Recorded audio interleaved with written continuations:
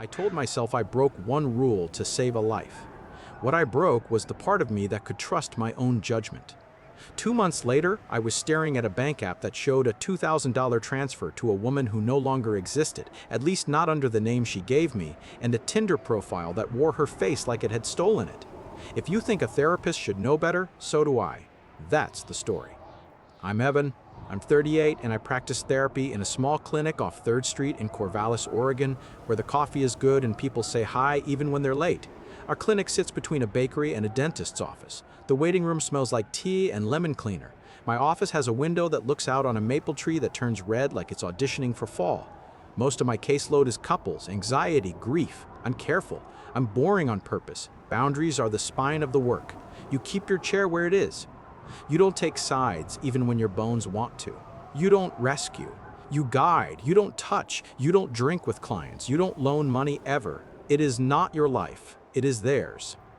She first came in on a Wednesday that had the color of rain. She wrote Kara Martin on the intake. 31, new to town, no kids.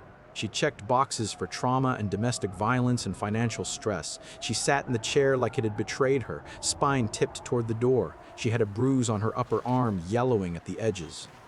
Do you feel safe to talk with me today? I asked. Safe is a funny word, she said. Her voice had that tired brightness people use when they need something and they hate needing it. My husband hits. Not every day, not always hard. I can't leave. I don't have money and he controls everything. I did what the job asks. I slowed my own breath so she might match it. I asked about immediate risk. I offered resources, shelters, legal clinics, a local nonprofit that helps with protective orders. I explained in simple language mandatory reporting in Oregon and what I could and couldn't do without her consent. I asked if she had a plan for where to go if she needed to leave fast. She nodded in a way that meant no.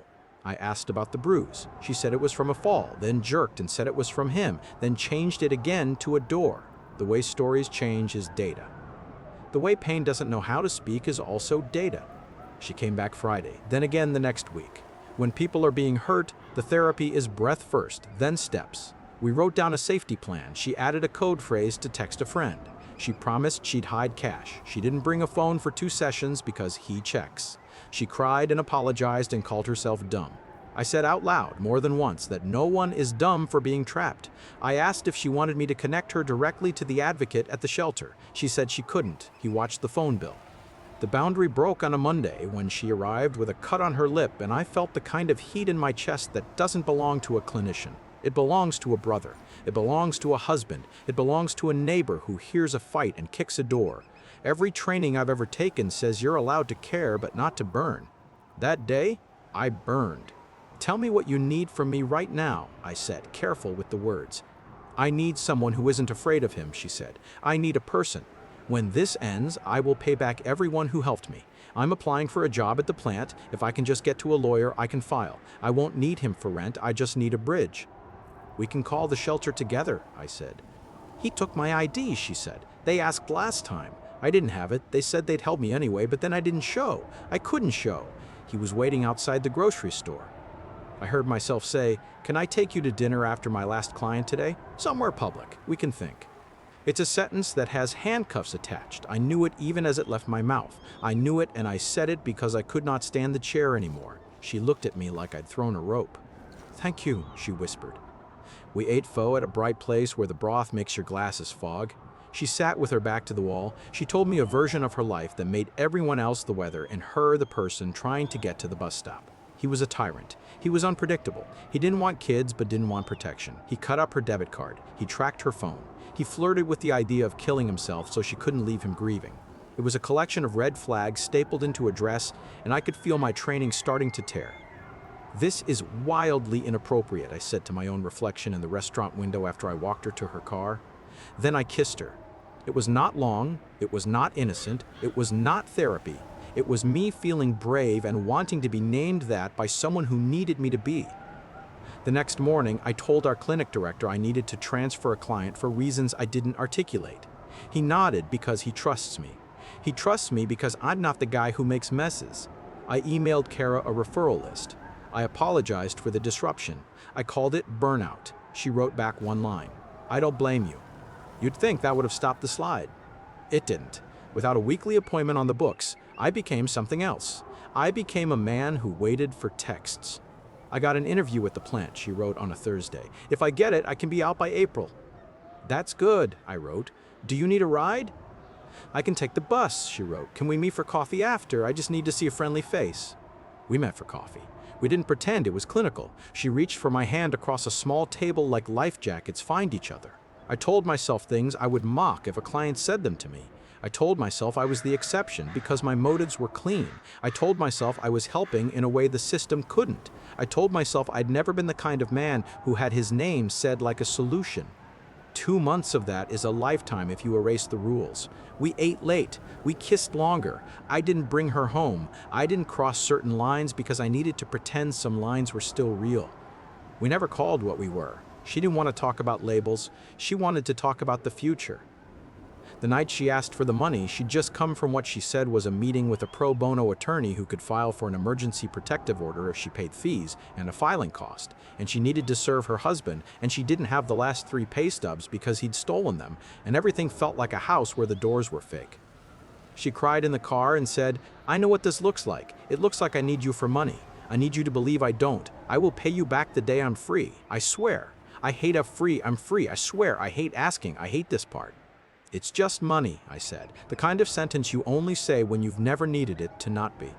We'll make a note on paper. You'll pay me back when you can. I don't want to be part of your stuckness. I want you out. 2,000, she said. That covers the filing, a retainer for the paralegal, and service. I can sell my jewelry later. I can pay you then. I'm not a taker. I pulled over in the grocery store lot and opened my banking app. I didn't have Zelle on that account. I used a different app and entered her full name the way she'd spelled it on the intake, only now the middle initial was different. I didn't notice. I noticed her tears stop. I noticed the relief in her shoulders like a curtain being lifted. You really did that, she said, small and raw. It's just money, I said again, which in my mouth had the tone of a spell. You're a good man, she said. I won't forget this. She kissed me like gratitude and hunger are cousins. I let it tell me the story I wanted to doze inside. A week later, her phone stopped answering. Her read receipts turned off. She missed a coffee we'd planned. She didn't text to cancel. She didn't reply when I asked if she was safe. I called twice. It went to voicemail. On the second message, I heard the shape of my own voice wobble. Just tell me you're okay, I said. I don't need details. I just need to know that you're breathing and with people who aren't hurting you.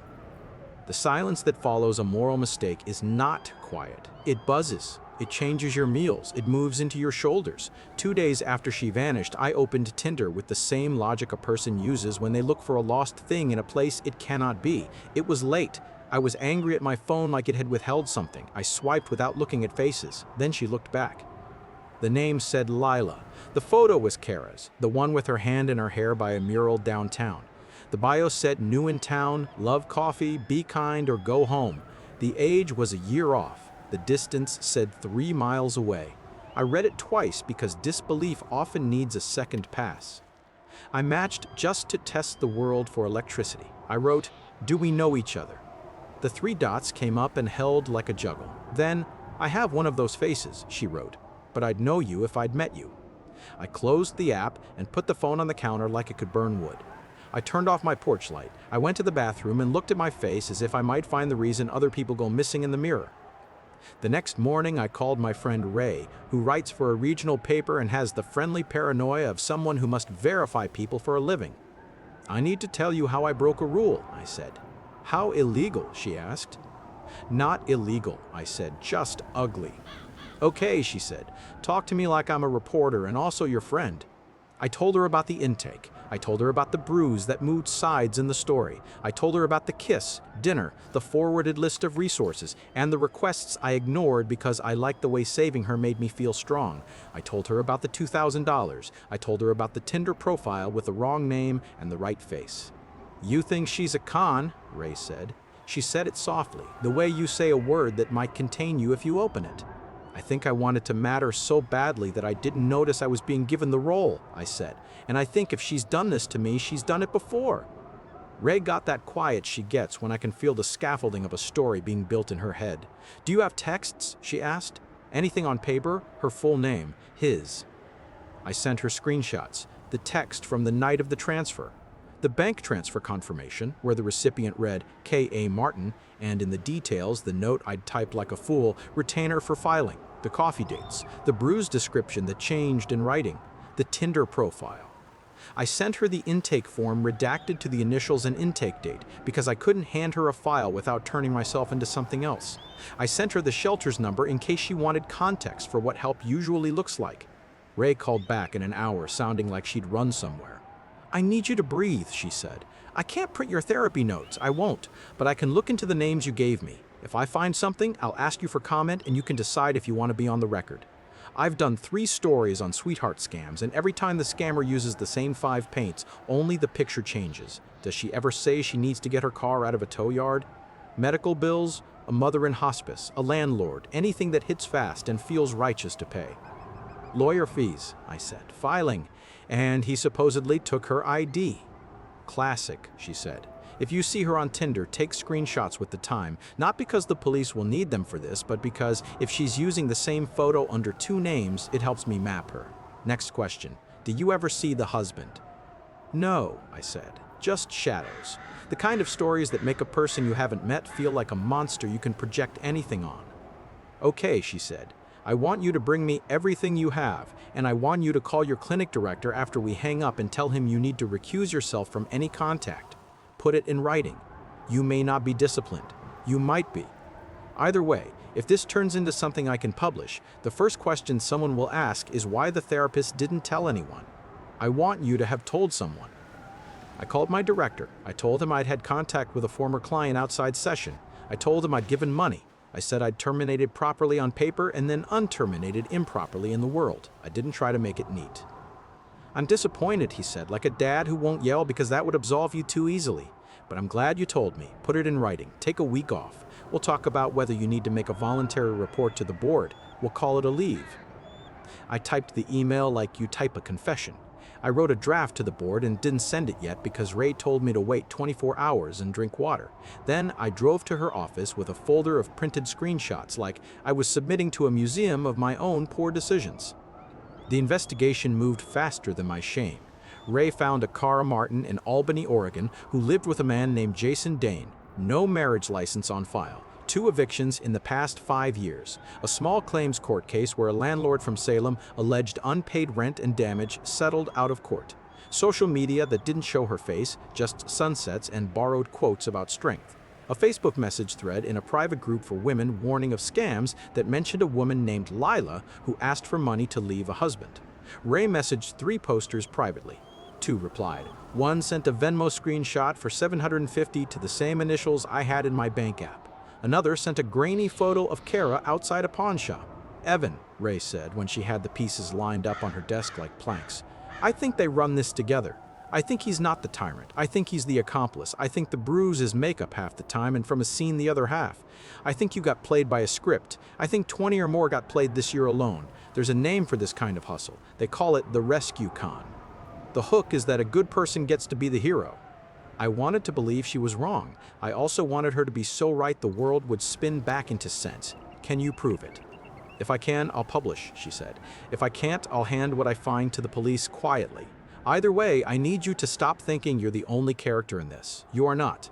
There are probably men and women who wired money this month because she told them she'd die if they didn't. I need you to decide if you want to be the reason they get a warning." "Do it," I said. "You can use my first name, or you can call me Evan C., or you can call me a cautionary tale. Just don't let me be the last." The next week tasted like copper. Ray filed a public records request for police reports with the name she had.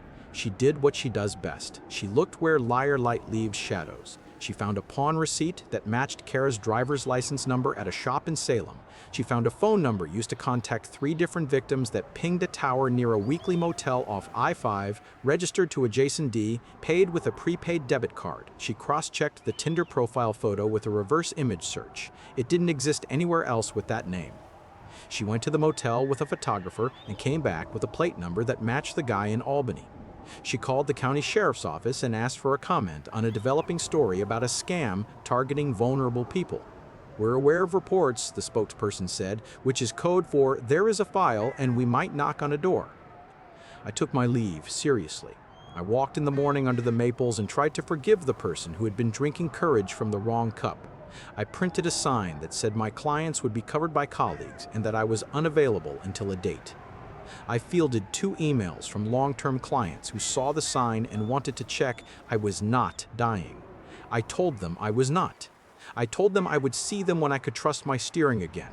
Ray's story ran on a Monday. It was careful. It was mean only in the way fact is mean to people who like soft corners. The headline was the kind of headline that makes people click because it smells like both danger and justice. She called it The Rescue. That's a trap. She described, without names, how the con works. A woman appears in therapy or at church or in a support group with a story of abuse and no money. She asks for a loan for legal fees. She disappears. She reappears online under a new name. She repeats.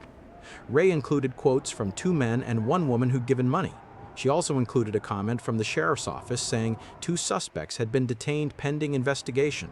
She ended with a paragraph about boundaries and how predators look for our best parts and invite them to do something reckless and call it love. They arrested them 2 days later in a parking lot behind a craft store. Ray texted me a photo from the far edge of the scene. A woman who was and wasn't Kara sat on a curb with her hands behind her back. A man beside her looked at the asphalt like it had answers. It was not satisfying. It was a hole in the story where triumph should be. I did not want to cheer. I wanted a time machine. She called me that night from a number I didn't know. Evan, she said, and the shape of my name in her mouth was a weapon I had given her.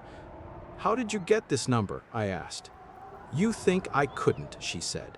You think I didn't write down everything you ever said in case you turned on me. I'm not stupid. Neither are you. You knew what you were doing when you crossed that line. Now you get to be a saint who saved the town. How does that feel? It feels like I owe a lot of people an apology, starting with myself, I said. He got on the line. I recognized his voice because Kara had taught me how to hate it in absentia and because he was utterly average. You're not special, he said. There were bigger fish, pastors, a guy who runs a charity. You'll get to feel like a hero, but all you ever were was useful. I was lonely, I said. I wanted to fix something that didn't ask me to look at my own stuff. That's over. You put us in jail, he said. I didn't write the policy that landed you there, I said. Ray did her job, the police did theirs. I'm trying to do mine before I ruin it. He laughed the way men laugh when they can't find your shame to lick. You'll tell on yourself to the board. Good boy. I will, I said. I did. The board wrote back in a tone so measured, I wanted to measure myself against it. They thanked me for the voluntary disclosure. They scheduled a review. They asked for documentation of termination and of the clinic's policies. They recommended I complete additional training on boundaries and exploitation and to provide proof of supervision hours with a senior clinician. They did not yank my license. They put me on notice that the thing I'd done is how people lose the good work forever. I did every training twice. I met with a supervisor in Salem who has a voice like a slow river and an ability to say a sentence that cuts and heals on the same blade. Your goodness is not a credential, he said in our first meeting after I admitted I'd liked how heroic I felt. It's a liability until you learn to aim it. I cut off contact with Kara. The sheriff's office didn't ask me to testify because the cases they could charge didn't need me. The DA offered them a plea. They took it. Fraud, restitution, probation, no jail time beyond what they'd already sat out. The law is practical. It is not a script for moral satisfaction. Ray followed up 3 months later with a piece that wasn't about them. It was about what happens to people after they get played. She asked me if she could quote me by name about boundaries. I said yes, because hiding is just a different kind of lie. She wrote that what makes us generous makes us targets, and the answer isn't to become stingy, it's to become better architects of our giving. She wrote that therapists are not immune to human hunger, and that power without supervision is a recipe for harm dressed in rescue. At the clinic, we built a protocol for situations that look like Kara. We created a direct, on-call pipeline to advocates, a checklist for what we can and can't promise, and a rule that any whiff of boundary feelings is a consult, not a confession to the mirror. I tell new interns the story of my mistake when we do ethics orientation. I do not name her. I name myself and the part of me that wanted to be thanked more than I wanted to be effective. Sometimes they flinch. Sometimes I see recognition. Ray and I still get emails. The story traveled. Not everyone believed it. People prefer their villains to be cleaner and their victims to be saints. but I have 3 messages from people who changed their minds about wiring money after meeting someone online who looked like need. One wrote that she gave to a shelter in her town instead. One wrote that he set up a monthly donation to a legal aid clinic because the need is real even when the story is false. One wrote that he bought groceries for a neighbor he already knew. I read those on bad days. A year after the arrests, I sat under the maple outside my office and watched the light make a stained glass out of the leaves. I don't trust as easily as I did. I don't think that's a failure. It's scar tissue. It keeps things from breaking the same way twice. In session, I am better, slower, cleaner with my yes, braver with my no. When clients want me to be a father or a friend or a god, I say a sentence that takes the stage back to where it belongs. I'm your therapist, I tell them. That's how I can help you best. It's not heroic, it works. Kara wrote me once from a new email. The subject line said, apology. The body said I used the worst parts of me to survive and hurt people with the best parts of them. I'm sorry. It read like a drunk text to a mirror. I didn't reply. I forwarded it to Ray, then archived it. I made tea. I called my supervisor and told him the email had arrived and that I had not replied and that I had taken a breath and gone for a walk. He said, good. We moved on. People ask what I lost. I lost the part of me that enjoyed being believed without having to earn it. I lost the fantasy that doing a wrong thing for a right reason baptizes it. They ask what I gained. I gained a thing I didn't know I was missing. I gained the weight of being a professional in rooms where people bring me the raw meat of their life and ask me to cook it into something edible. I gained an oath to a job that deserves oaths. I still sit in that office with the maple leaf window. I still have a chair that faces the door for people who need to know they can leave. I still meet people who want to be rescued and people who want to be forgiven for what they did to themselves and people who want to know if the story they're in can have another chapter. I tell them the truth. I paid $2,000 to say without shaking. Help is not the same as saving. Boundaries are the shape love takes when it wants to last. If you take anything from my mess, let it be this. The impulse to help is good. It is holy even. But goodness without structure is gasoline. Con artists will hand you a match and a story and a reason. Learn to give with receipts through systems built to hold the weight. Learn to say no when your yes is really about you. 2 questions for you. If someone broke your trust by using your kindness against you, would you harden or would you reroute your giving? And what would that look like where you live? What boundary have you learned the hardest way, and how did you make it a practice instead of a scar? Like, comment, and subscribe for more stories like this one.